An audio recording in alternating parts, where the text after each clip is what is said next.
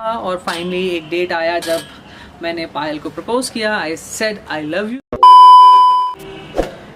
Good morning guys, good morning class family. आज है Thursday और आज मैं जाऊंगा गाड़ी धुलवाने के लिए, क्योंकि गाड़ी में जो चूहों ने आतंक मचाया हुआ है ना भाई, क्या बताऊं। इतना सूसू पॉटी किया हुआ है ना कि गाड़ी में अगर बैठे हो तो ऐसा लगता है कि टॉर्चर हो रहा है लिटरली। इतनी बैल्कनी में कबूतर और गाड़ी में चूहा, बुरा हाल कर रखा है। अभी मेरी थोड़ी देर पहले पायल से बात हुई और आशवी ने तो लिटरली बवाल काटा हुआ है वहाँ पे। थोड़ी बड़ी हो रही है तो उसका ब्रेन डेवलपमेंट हो रहा है, वो चीज़ों को अपने हाथ में रखना चाहती है, जैसे मोबाइल छीनना चाहती है, लैपटॉप छीनना चाहती है, और अगर ना मिले तो रोने लग जाती है, कभी भी किसी चीज़ को लेके गुस्सा हो जाती है। तो देखते हैं अभी कैसे बवाल काट रही है वहाँ पे। I will show you that.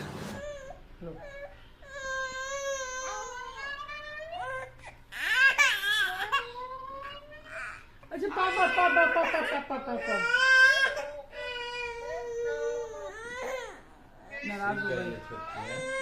पापा पास जाना है।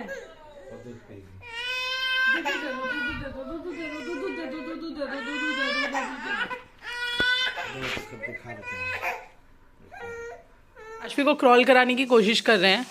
ये 8 महीने की होने वाली है, बट इसने अभी तक क्रॉल करना नहीं सीखा है। तो कोई बात नहीं, अब सीख जाएगी, और नहीं सीखेगी तो कोई बात नहीं, डायरेक्ट चल लेगी। बट अभी हम ट्राई करा रहे हैं अपने तरफ से कि थोड़ा क्रॉल कर ले। अच्छा व्यू गाइस, बहुत दिन हो गए यार, मैंने ऐसे डायरेक्टली राज के ब्राश व्लॉग्स में आके इस तरीके से आप लोगों से बात नहीं की। बट अभी मैं नीचे जा रही हूँ। और कैसे हो सारे? आई नो आपने मुझे और आशवी को बहुत मिस किया लास्ट कुछ व्लॉग्स में, बट आई प्रॉमिस जितना हम आपको पहले हमारे व्लॉग्स में दिखा करते थे, अभी भी हम आपको उतना ही दिखेंगे आज से। और इस व्लॉग से कहाँ जा रही देख, उसमें भी उसको दे दो, एक चैन नहीं है कि हाँ हो जाएगा, अभी जाएंगे, चैन नहीं है थोड़ा सा भी।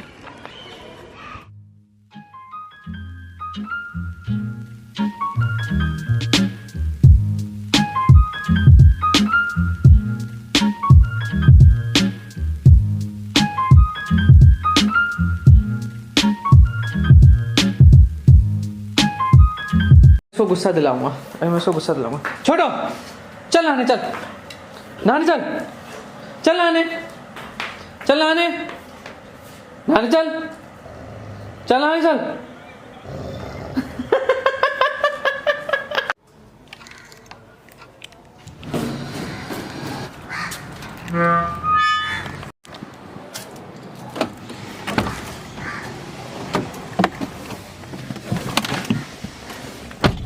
अब बताऊं, अभी गाड़ी में घुसते ही जो अच्छी फ्रेग्रेंस आई है ना भाई, सुसु और पोटी की चूहों के, क्या बताऊं, मजा आ गया, दिन बन गया मेरा तो।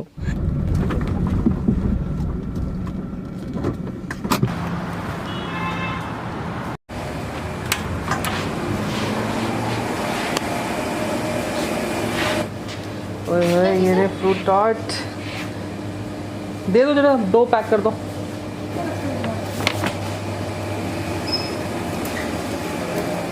Thank you. गाड़ी में से स्मेल तो निकल गई है और इसीलिए मैं अब खा सकता हूँ उसको। और एक ऊपर से फ्रूट टार्ट है, फ्रूट टार्ट देख के तो भैया मेरे से बिल्कुल रहा ही नहीं जाता। बहुत यम होता है ये, बहुत अमेजिंग होता है।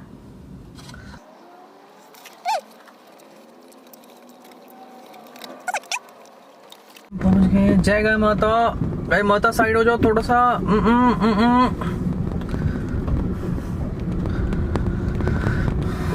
ओ भाई साहब, लगता है गायों की मीटिंग चल रही है भाई, मीटिंग चल रही है, meeting, resting time, meeting time. अरे बाप रे, डर गया मैं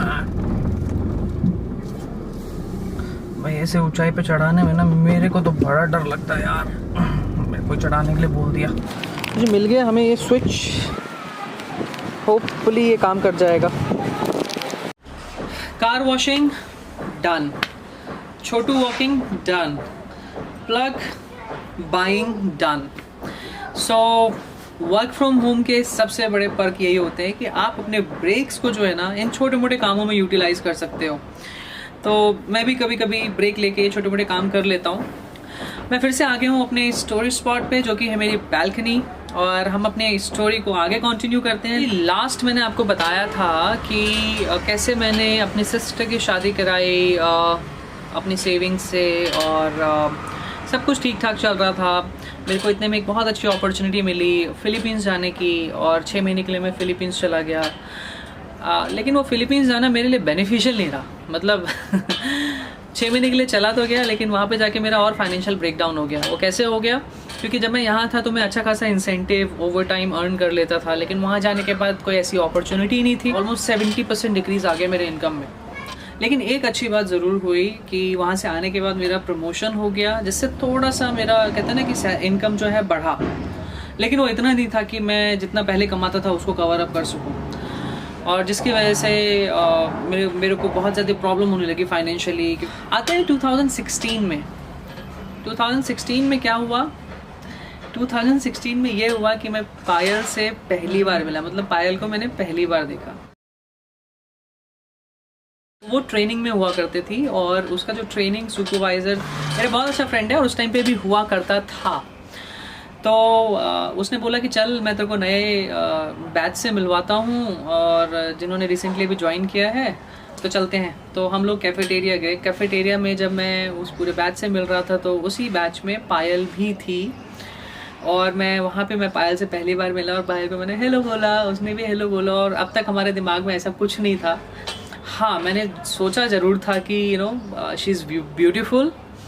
मुझे अभी भी याद है उसने उस दिन पिंक बेली, लाइट ब्लू कलर की जीन्स और वाइट शर्ट पहनी हुई थी, चाइनीज़ कॉलर वाली, बहुत सुंदर लग रही थी। पायल का जो न्यू हायर्स का पूरा बैच था वो हमारे फ्लोर पे आया, मतलब फ्लोर पे इन द सेंस कि जहाँ मैं काम करता था, जो प्रोडक्शन फ्लोर था, वहाँ पे ये लोग आए। तो जहाँ मैं बैठता था उसके बिल्कुल सामने इन लोगों की सिटिंग अरेंजमेंट थी। तो मैं पायल को मतलब जनरली ऐसे देखता था। मेरी बात शुरू हुई, मेरे को कुछ दिनों के लिए जिस टीम में पायल थी उस टीम को हैंडल करने के लिए बोला गया, और उस टीम को हैंडल करने के लिए करते टाइम एक दिन पायल को कोई प्रॉब्लम हुई, वो थोड़ा काम समझ नहीं पाई थी, तो उसने मेरे से एक बार पूछा, तो मैंने उसको समझा दिया। उसने मेरे से दोबारा पूछा तो मैंने उसको बड़ी ज़ोर से डांट दिया था। और उसके बाद देखो इनिशियल इम्प्रेशन मेरा ये था कि यार मतलब एटीट्यूड है इस लड़की में, ये है वो है, तो मैंने उसको बहुत डांट दिया था। लेकिन फिर मुझे रियलाइज़ हुआ कि मैंने उसको डांट दिया बेकार में, मुझे डांटना नहीं चाहिए था। तो फिर मैंने क्या किया, मैं बाहर गया, और उस टाइम पे ना मूंगफली वगैरह, सर्दी का टाइम था तो मूंगफली वगैरह लेके आया मैं उसके लिए, और उसको मैंने ऑफ़र किया, उसको मैंने चाय ऑफ़र किया, and that's how it started. अगले दिन जब मैं घर गया तो उस टाइम पे मेरे पास स्मार्टफोन नहीं हुआ करता था, उस टाइम पे मेरे पास हुआ करता था ब्लैक एंड वाइट फ़ोन, लेकिन फेसबुक नोटिफिकेशन ऑन थी, जिसकी वजह से अगर कोई मेरे को फेसबुक पे मैसेज करता था तो मेरे को नोटिफिकेशन आया था मेरे फ़ोन पे। तो पायल ने पता नहीं कहाँ से ढूंढा मुझे और मेरे को फेसबुक पे मैसेज किया, hi you said that you do not have smartphone but how do you use Facebook then. Reply उस टाइम नहीं कर पाया। फिर मैंने एक मेरे पास उस टाइम पे टैबलेट हुआ करता था, जो कि बहुत पुराना टैबलेट, चाइनीज़ टैबलेट हुआ करता था, तो उससे मैंने फेसबुक खोला और उसको रिस्पॉन्ड किया, और इससे हमारी बातें शुरू होने लगी। फिर धीरे धीरे बातें हुई, उसके बाद बोला कि चलो let's meet up. I wasn't expecting yes but she did say yes, और हम पहली बार मिले स्टारबक्स में, और वहाँ हमने करीब 3-3.5 घंटे बिताए। एंड देन 3-3.5 घंटे बिताने के बाद मतलब काफ़ी अच्छा लगा, पता ही नहीं चला टाइम का बात करते करते, क्योंकि हम दोनों ऐसे थे कि एक दूसरे को हमने सब कुछ बता दिया। तो पहली डेट के बाद दूसरी डेट, दूसरी डेट के बाद तीसरी डेट, तीसरी डेट के बाद चौथी डेट, और डेट्स का सिलसिला चलता रहा। और फाइनली एक डेट आया जब मैंने पायल को प्रपोज किया। I said I love you to her, and then we got into the relationship. उसके बाद रिलेशनशिप में आने के बाद हमने ऑफिस में किसी को डिस्क्लोज़ नहीं किया था, कि हम नहीं चाहते थे किसी को भी पता चले, और काफ़ी अप्स एंड डाउन्स भी आए हमारे रिलेशनशिप में, काफ़ी चीज़ों को लेकर लड़ाई भी हुई। मैंने पायल को सच बताया कि मेरी क्या सिचुएशन है, मैं फाइनेंशियली कितना ब्रोकन हूँ अभी। मैंने पायल को इनफैक्ट मेरे गांव में जो घर था वो भी बताया। तो उस टाइम पे मेरे गांव में जो है ना, उस टाइम तक मेरे गांव में जो मेरा घर था वो पक्का मकान नहीं था। गाँव, अगर आप कभी गांव गए होंगे तो देखा होगा कि फूस का घर होता है, तो उस टाइम तक मेरा फूस का घर था। पायल ने वो भी देखा, उसको मैंने बताया कि मेरा फूस का घर है, मेरे पास पैसे नहीं है क्योंकि मैं फाइनेंशियली ब्रोक हूँ, वट एवर आई अर्न उससे 20-30% ज़्यादा खर्चा ही हो जाता है मेरा. And she accepted all of that. She accepted all of that. Trust me, कोई नहीं करता यार. जो मेरी सिचुएशन थी ना उस टाइम पे, उसको देख के बहुत ही कम लोग ऐसे होते हैं कि आपको इस सिचुएशन में एक्सेप्ट करें जब आपके पास 1 रुपया नहीं बचता हो आपकी सैलरी से. But she accepted me the way I was. हाँ, बीच में लड़ाइयाँ भी बहुत हुई किसी किसी चीज़ को लेकर, और लड़ाइयाँ कभी बड़ी चीज़ को लेकर नहीं हुई. कभी ट्रस्ट इश्यूज़ नहीं रहे हमारे बीच में, टच वुड. हमेशा लड़ाई हुई छोटी बात को लेके कि मैंने ये काम क्यों नहीं किया, मैंने वो क्यों नहीं किया, मैंने फ़ोन क्यों नहीं किया, मैंने बात क्यों नहीं की, मैं ऑफिस से लेट क्यों आया. तो इन सब चीज़ों को लेके हमेशा लड़ाइयाँ होती थी. बट ठीक है, लड़ाइयाँ होती भी थी तो हम मना लेते थे. और उस टाइम पे हम दोनों थोड़ा इम्पल्सिव भी थे, हम दोनों थोड़ा अग्रेसिव भी थे. अंडरस्टैंडिंग नहीं थी इतनी, मैच्योरिटी नहीं थी इतनी. तो किसी तरह हमने गाड़ी खींची. और वो कहता है ना कि अगर हमारे रिलेशनशिप को किसी ने अगर बहुत स्ट्रांगली होल्ड करके रखा तो वो पायल ने होल्ड करके रखा. ट्रस्ट में, अगर उसने होल्ड करके नहीं रखा होता तो शायद आज हम साथ नहीं होते. तो the credit goes to her only. I mean, she is the one who actually holded our relationship. After almost 2 years of relationship, we decided to get married. और ये राह इतनी आसान नहीं होने वाली थी. उसका रीज़न ये था कि मैं बिहार से हूँ और पायल बंगाल से. I belong to Brahmin family and my family would never agree. अगर फैमिली अग्री एक टाइम को हो भी जाती तो सोसाइटी इतने ताने मारते कि भैया अपनी कास्ट से बाहर शादी कर ली, पता नहीं क्या ही हो गया, जो कि बहुत गलत है. तो फिर मैंने मम्मी को इनिशियली बोला, मम्मी नहीं मानी, बोली कि नहीं, हम नहीं कर सकते अपनी कास्ट से बाहर शादी. फिर उनको मैंने पायल से मिलवाया. एक बार वो दिवाली पर यहाँ आए थे और एक ऐसा सिचुएशन हुआ कि जब मैंने पायल को पहली बार मिलवाया तो सही से बात भी नहीं की मेरे घर वालों ने उससे, और मुझे बहुत बुरा लगा.